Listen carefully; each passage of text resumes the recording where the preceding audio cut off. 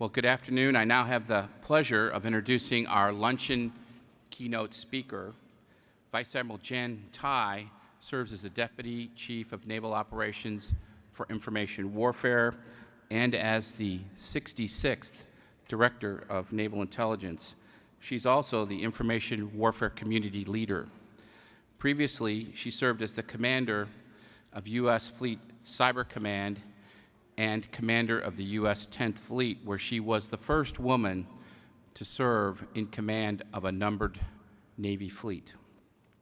A career cryptologist, she's a graduate of the Naval Academy and has both a doctorate and a master's degree from the U.S. Naval Postgraduate School in Monterey. Let's give a very warm welcome to Vice Admiral Jan Tighe.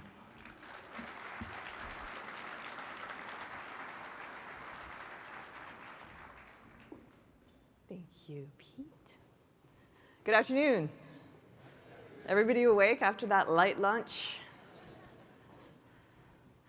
I want to start by thanking AFCEA and the U.S. Naval Institute for putting on such a fabulous venue and such a fabulous opportunity for us in the sea services to get together with our industry partners and think about and talk about what could be and share ideas. I think this is a critically important venue for us. I think it's especially important for the information warfare and some of those advanced type capabilities that we want to be able to pursue, and having this venue here at, in San Diego, I really appreciate. You all probably don't realize that Vice Admiral Daly and I are something like neighbors. We behave more like siblings, but see, Vice Admiral Daly's place of work is on Hospital Point at the United States Naval Academy. My place of residence is on Hospital Point at the United States Naval Academy. We never ever see each other because when he's on the Hospital Point, I'm in the Pentagon. When I'm in the Pentagon, he's at Hospital Point. So we claim to be neighbors, but we still haven't seen each other. But I think it's important to think about perspective when you look at sort of that swath of land from metropolitan DC, big city, to Annapolis, Naptown, resort city. Unless you're a midshipman, then maybe not so much. And then go all the way over just across the Chesapeake Bay is the Eastern Shore. And life is simpler there. Big city, resort, and in that about 50-mile swath, you have a lot of different perspectives. And on the way to the airport on Monday morning, I was reminded of that difference. We listened to a radio station from the Eastern Shore, and it was like 6 a.m., top of the hour, stay tuned for the news. And I'm thinking, what will be the headline? Will it be, the underdogs win the Super Bowl? Or might it be about the stock market Friday, and the precipitous decline that it suffered? Perhaps even the memo. But when the lady came on to talk about the headline, it went something like this. Today, a man from Easton is recovering nicely after shooting a goose over the weekend, having it hit him on the head and knock him unconscious.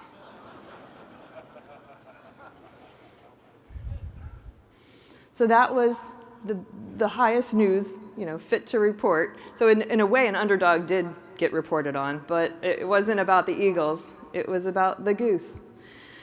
So I think it's important to take into account perspectives, and that's what I would like to do today, is provide you my perspective on the strategic approach that the department is taking, filtered down to how the Navy is looking at that strategy and working it all the way down to the information warfare domain and capabilities, and how we at N2 and 6 on the Navy staff are pursuing those.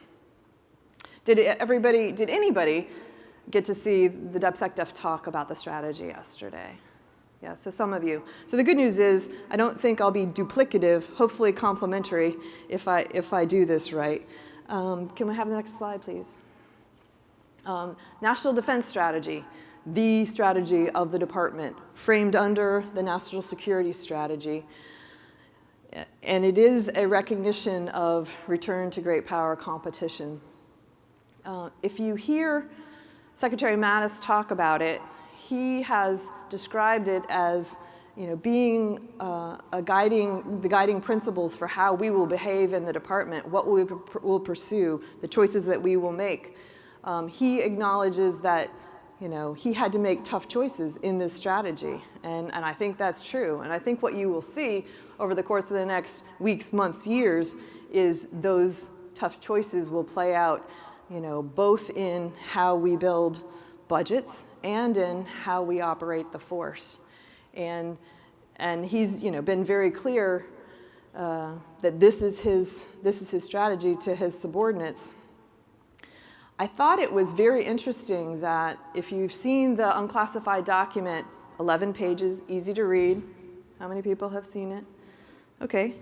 It's really an easy read and really fascinating. About a third of the document is focused on the strategic environment that we find ourselves in. And I think that's really important, and I've outlined those here.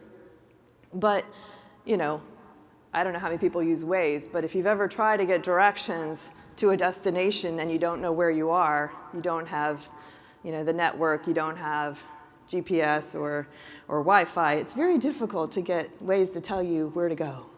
So for the department, understanding where we stand in this global, increasingly complex security environment is a really important framing, to framing the conversation of where we shall go and why we will make the decisions that we're going to make.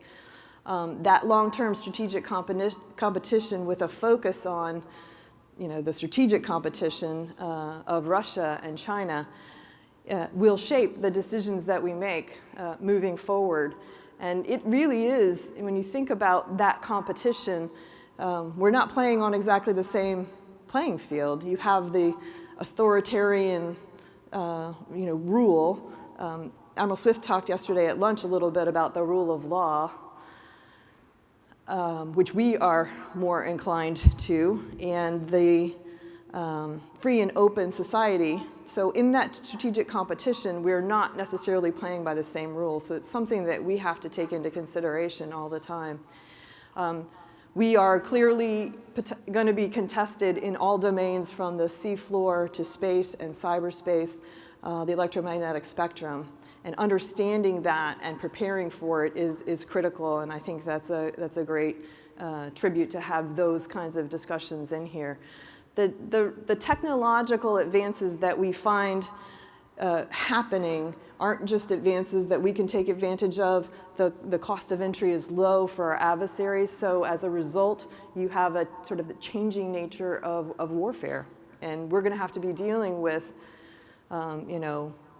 technology that's available to people who normally wouldn't be able to compete strategically with us.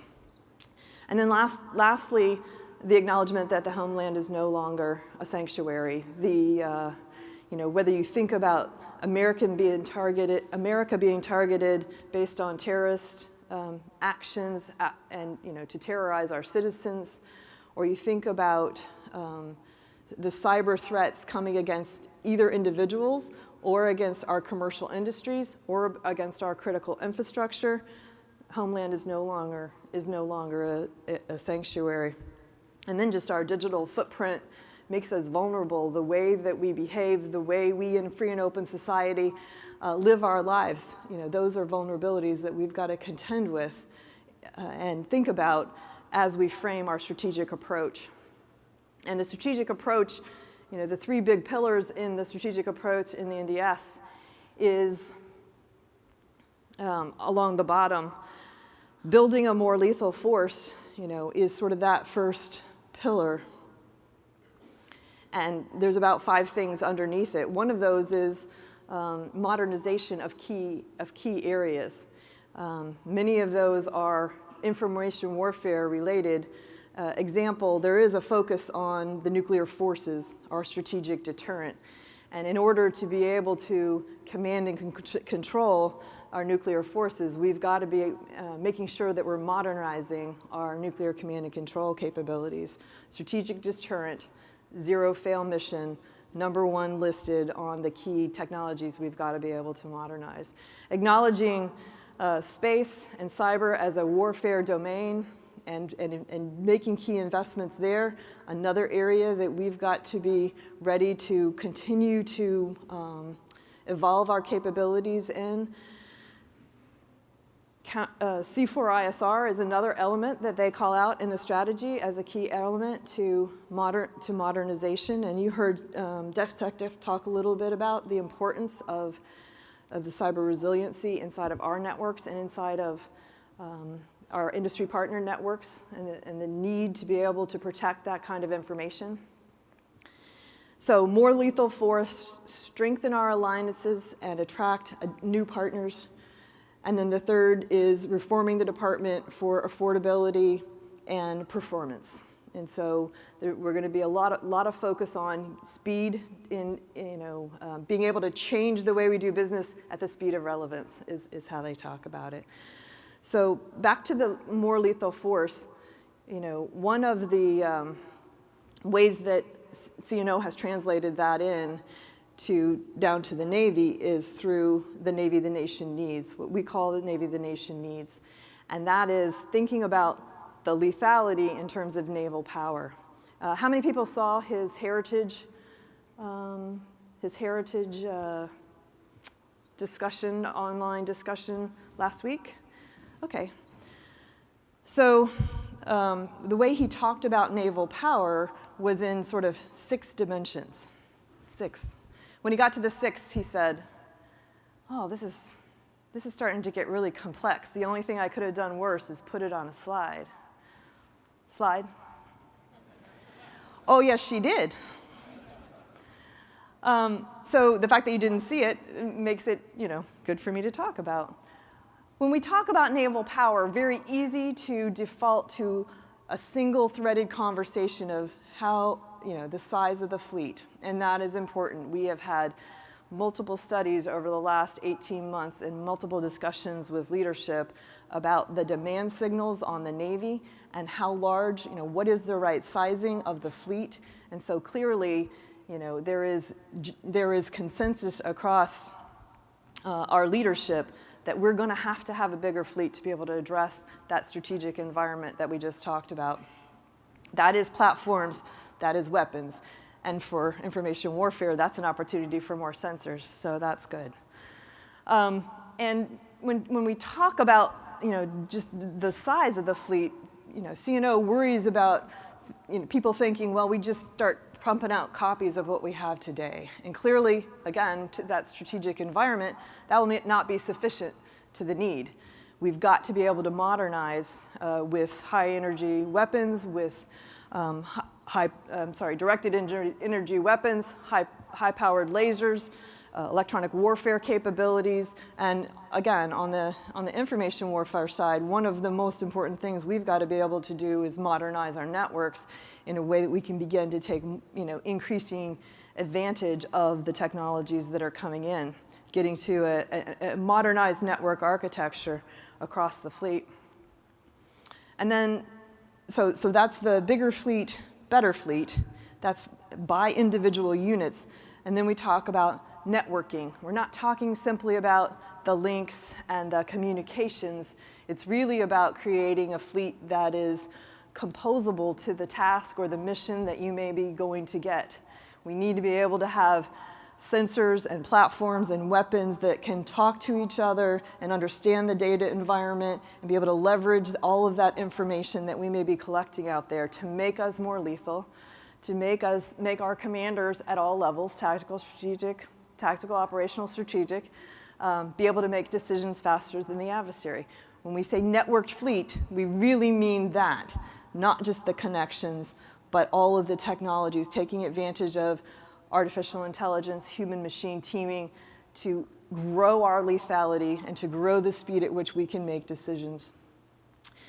And then he talked about the fact that now that we've got more ships and we've got modern capabilities and we've networked them and we've brought AI in, well, we got to make sure that we're tooling our sailors to be able to take advantage of all of that. The individual training, the way we recruit and retain those individual sailors, we need the talented fleet out there.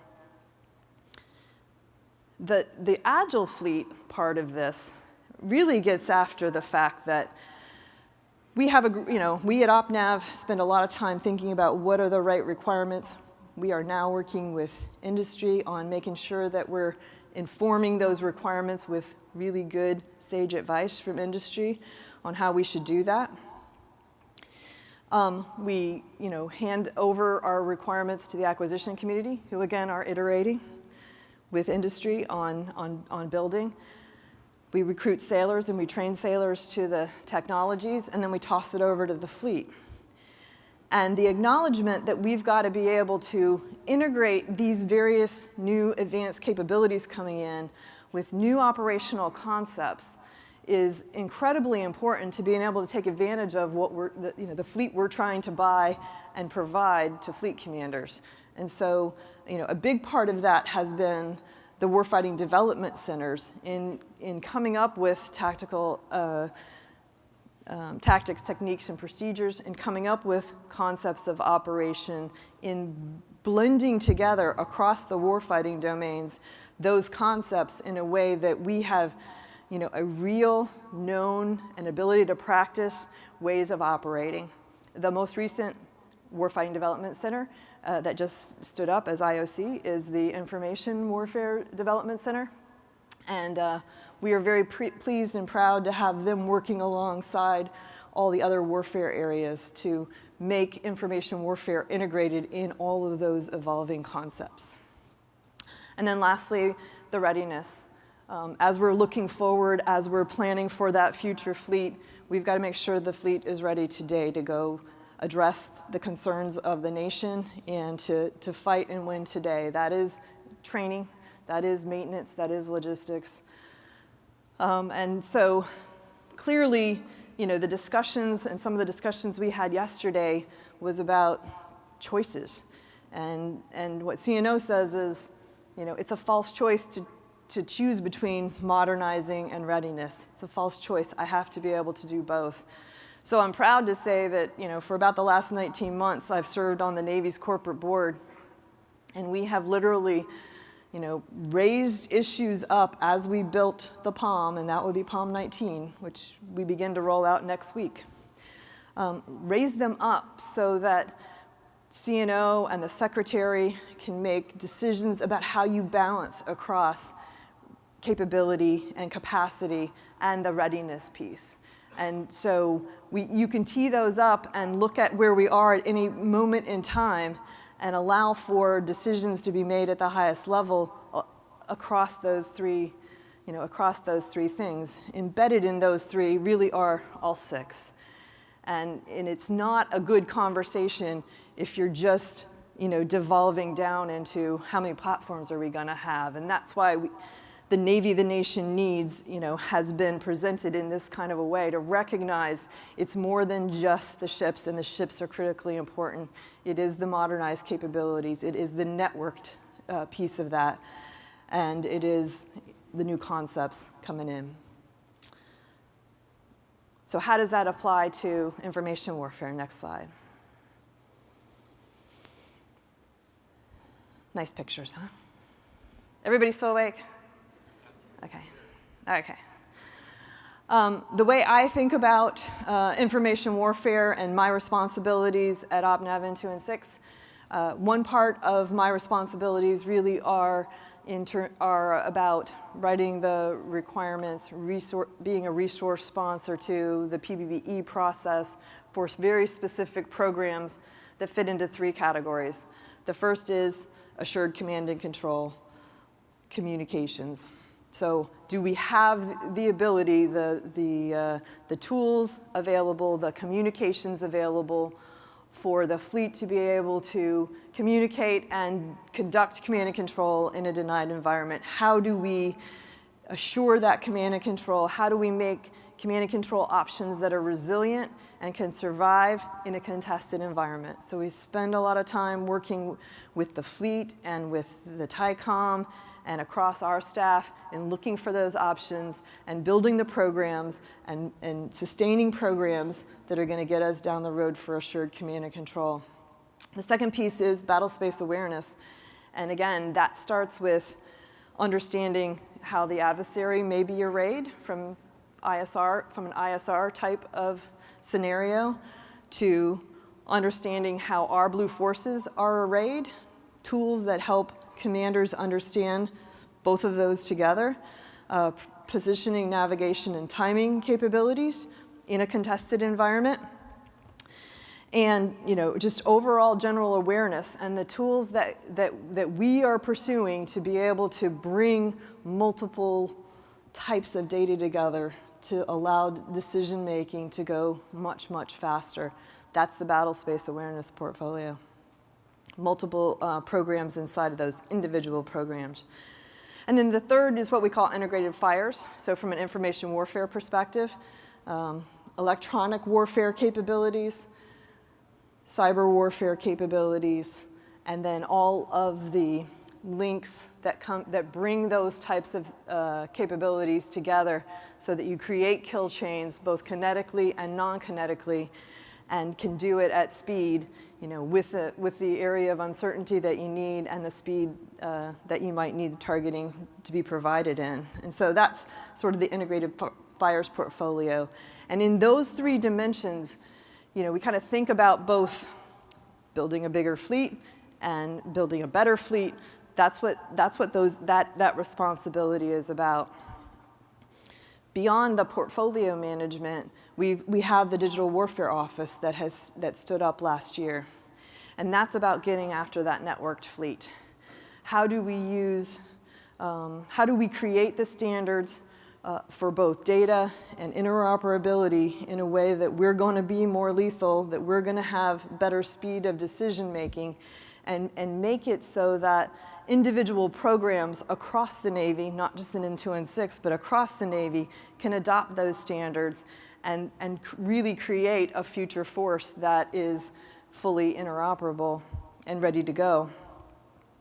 And that's not just about decision making, and decision tools and battle management tools. That also applies to our business systems and the way we do business. How do you apply data science to everything that we do to become more affordable, to become more effective in what we do?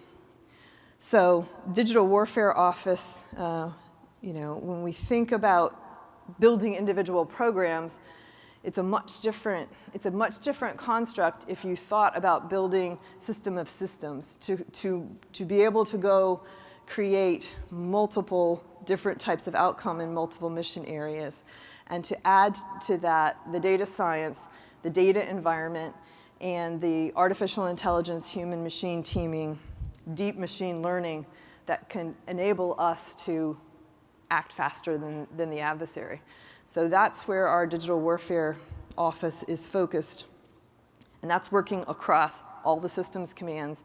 That's working with all the type commanders to find mission outcomes that we can then apply data science to and create better outcomes, faster outcomes, better informed decisions in both warfighting and in our business systems.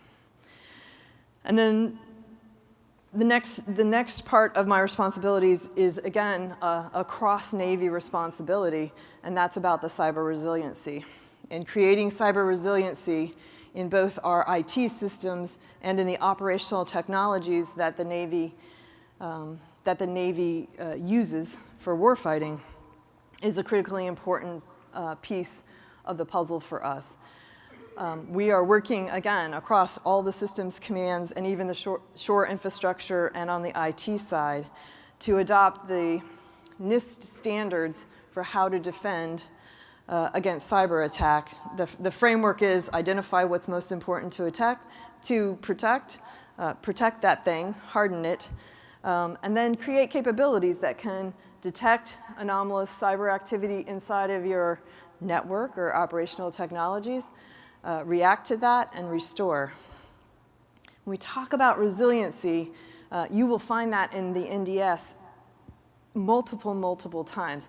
I find it to be a very naval, maritime type idea, because when I think of it like a ship taking a hit, being prepared to do damage control, being able to isolate, fire and flooding in various compartments and continue to fight the ship.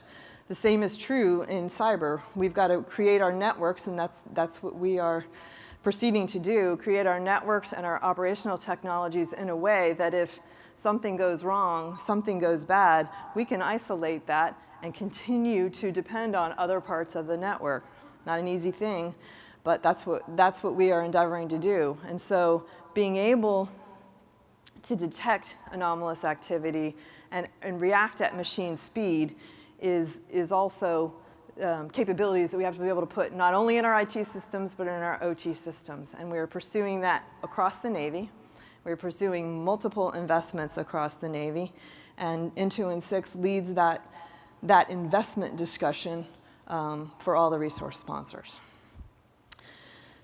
I would say the last piece that if I didn't mention it wouldn't be obvious to you is sort of the strategic intelligence piece of it. Navy has to make decisions on programs going forward and understanding, what's happening in the adversary space. What is it that we should be building to be able to counter, to be able to really compete, is something that, we're working on at the OpNav level to inform programs, to inform investment decisions.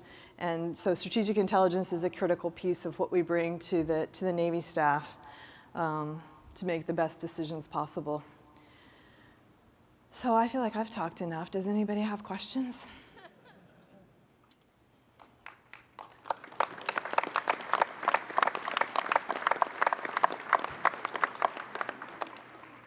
My brother has a question. Jen, Admiral Tighe, question for you on, you said there's a program in place to have people from industry comment on requirements so you can understand standards and the trades earlier.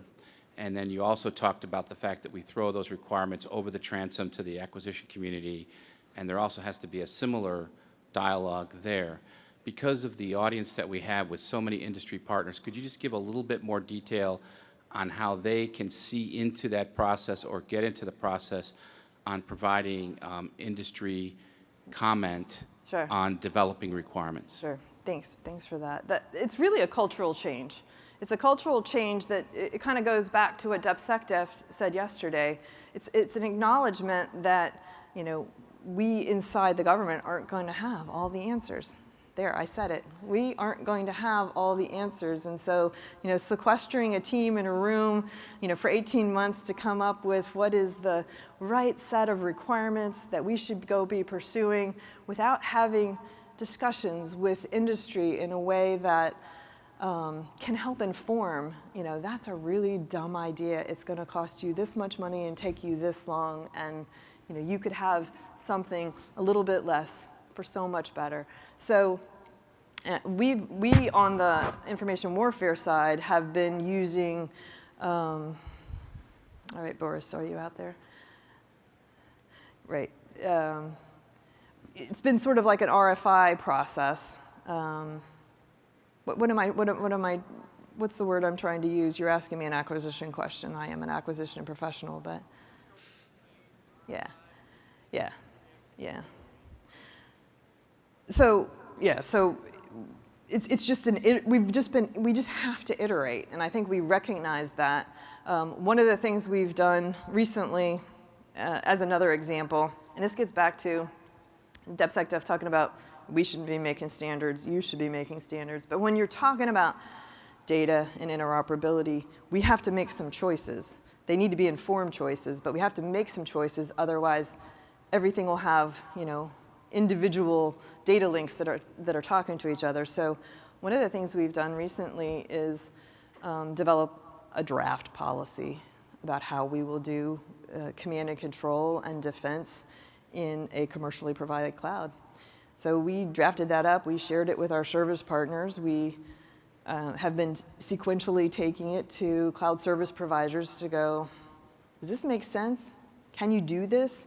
Can we do this? Is there another way or a better, different way to say that? And so it's happening on a program by program basis, but I think it comes in the form of RFIs where we've got kind of the beginnings of an idea, what we think we're going to go build, or what we think is going to meet the realm of the possible, and then you put it out there for comment, take those comments in before you really go forward with an RFP.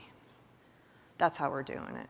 I don't know how many of you may have felt that so far, but we've been working on that to try to make our RFPs better, more informed. Sydney. Hi, Admiral. Hi. Sydney Friedberg, Breaking Defense. Let me ask, the NDS goes into great depth about return to great power competition. There's a lot of effort across all the services to refocus from COIN to great power competition. In the cyber and electronic spectrum worlds, we're kind of already there because the advanced in threat is often a nation-state great power threat. Right. We have the Russians claiming that they shut down the Donald Cook's Aegis system with EW, which is interesting, if not true. But we're actually seeing those threats day to day. So how does that challenge you day to day? How does that perhaps help you get ready for day-to-day, and conversely, to what extent are you so busy with the day-to-day that you don't have time to reorient towards the really high-end scenarios where people unleash the exploits, the jammers they may have been holding back in this kind of gray zone we're in now?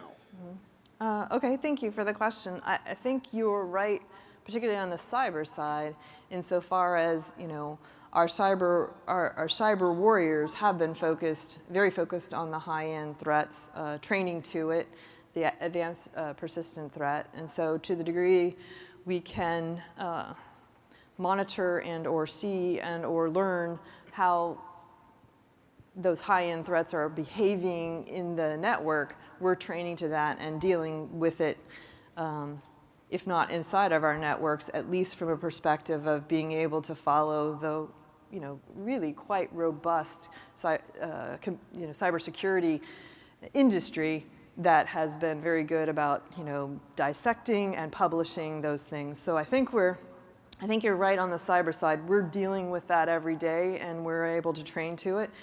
On the electromagnetic maneuver warfare side of the house, I would say that we have glimpses of being in a contested environment, but it's not nearly to the degree that we need to have it ubiquitously understood and being in that fight every day. So using training scenarios, using live virtual constructive ways of training our folks to deal with and fight through in the electromagnetic maneuver warfare side of the house, is how we're going to proceed with that.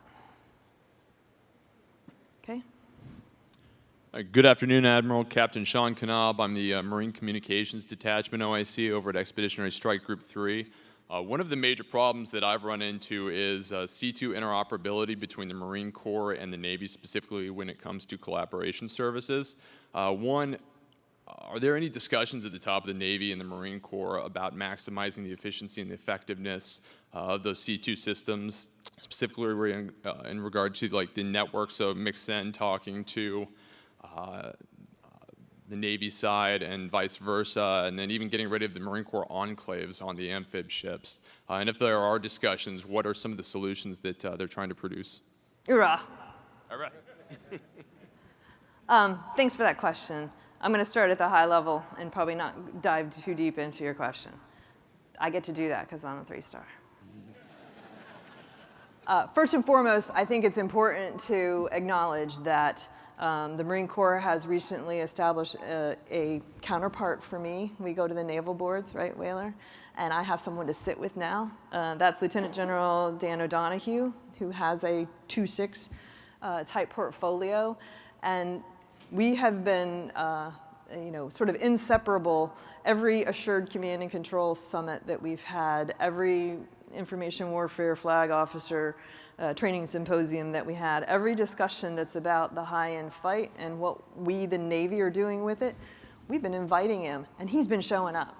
And so he is interested in exactly what you talked about. How do we start, first and foremost, with an operational concept, an operational problem that we think we're going to find ourselves in, and back that up into what's the operational architecture, what's the network architecture that we need collectively, the naval architecture, that will allow us to fight the fight together in a combined way across the naval force. So we are in the early days of that, but at the highest level, we're working on that and looking for ways that the Marine Corps can leverage work that we've already done in the Assured Command and Control.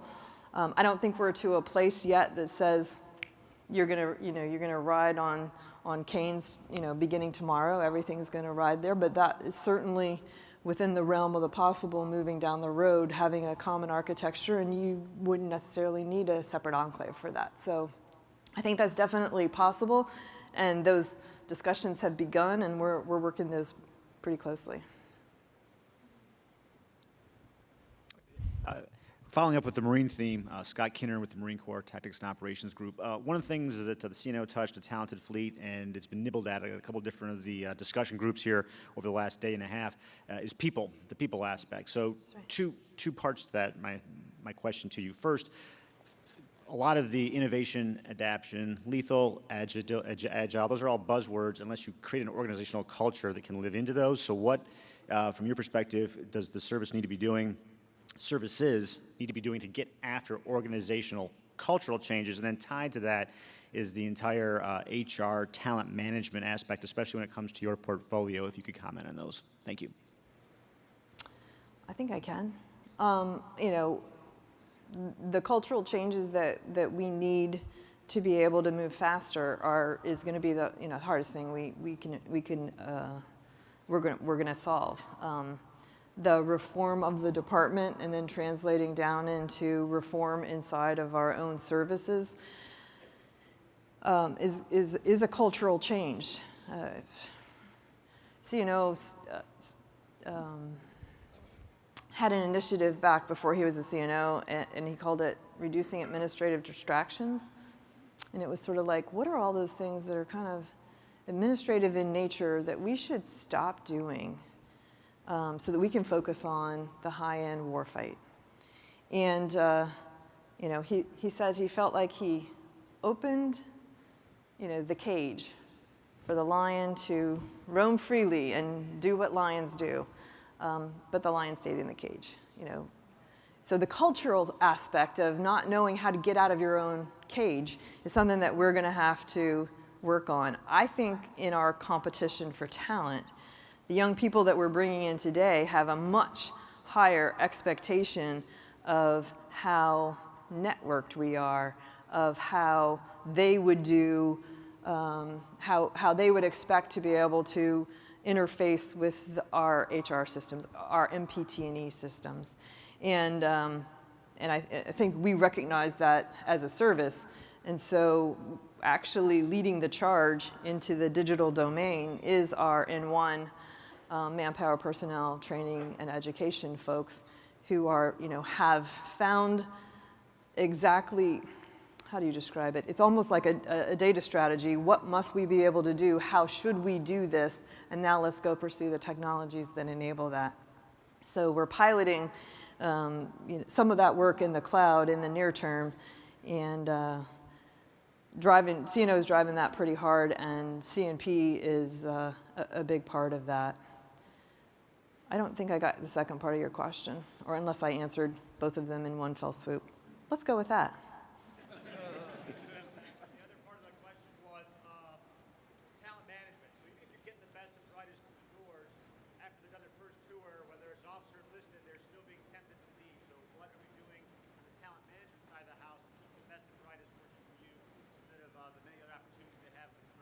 Sure. Talent management, how do we keep them? I think particularly in the information warfare areas, we know that we're not going to be able to meet the price point that the commercial industries could provide in terms of being able to retain. And so as an alternative approach, we thought we'd try this, see how it sounds. Give them the training that they need, put them on an important mission, and get the heck out of their way. That's what we're trying to do. That's our retention strategy. We're also taking a look at the career paths, the individual career paths of the different ratings that participate, that are part of information warfare, and trying to make sure that they make sense in terms of building skills and being able to apply those skills, to the warfight directly. Yes. Good afternoon, Admiral. Greg Brundage from CSRA. I'd like to go back to the National Defense Strategy as you did your slide on the Navy Power Bill. Some would look at the strategy as a great case for all of the services to go modernize and basically make up for a lot of the things that we've not been able to do in the past. And some would say by doing that, we're ignoring some of the real world things that we find ourselves doing with our military. So we're kind of doing a trade-off in dealing with things like Syria, like, the places that we fought. I'd like to get your thoughts on if in fact you feel that way, are you able to still address those types of conflicts in light of the major modernization push that a lot of the services are going to basically go after based on the NDS? Yeah, I think that's a great question. Secretary Mattis has actually talked about this, and it gets to the point of, we are not doing our jobs if we aren't preparing for that high-end fight. We must get on the path to that high-end fight, and we're only going to be limited by appropriation and how quickly we potentially can get there, capacity and modernization.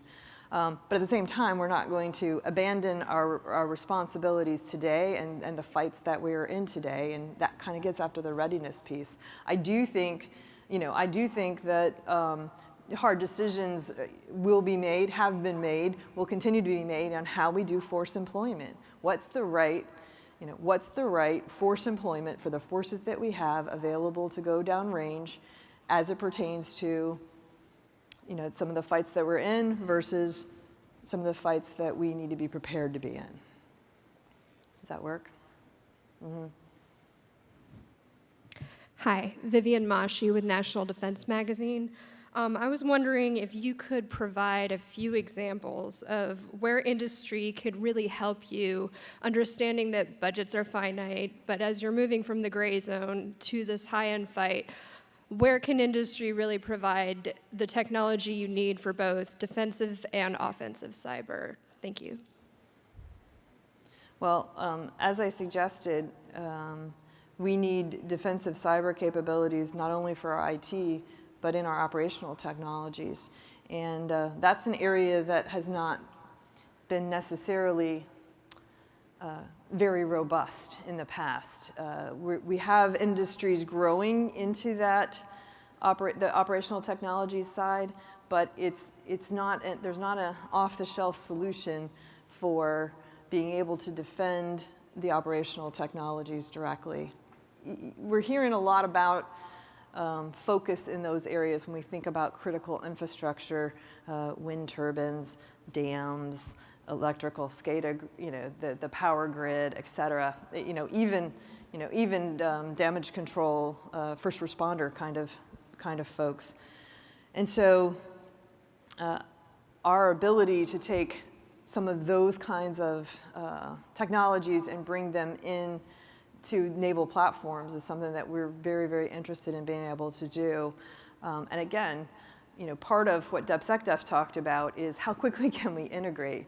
How quickly can we integrate? And less of an industry problem, more of a government problem. But anything that any ideas that you have on what we could do differently in terms of integrating those capabilities into our networks, into our platforms, we'd welcome them.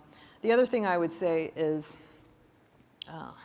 when it comes to cyber and cyber defense, it would be really helpful to get after